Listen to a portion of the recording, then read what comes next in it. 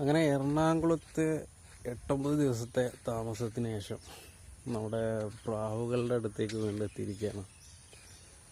അപ്പോൾ എറണാകുളം ഒരു ജോബ് സംബന്ധമായിട്ട് പോയതായിരുന്നു.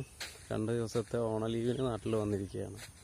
അപ്പോൾ നമ്മുടെ പ്രാവും കൂടെ പയ്യന്മാർ നോക്കുന്നുണ്ട്.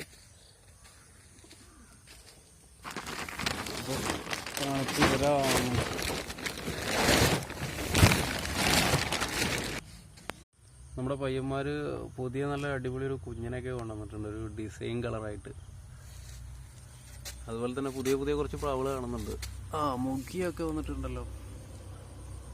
മുഖി 2 മുഖി, പിന്നെ 3ാമത്തെ മുഖി.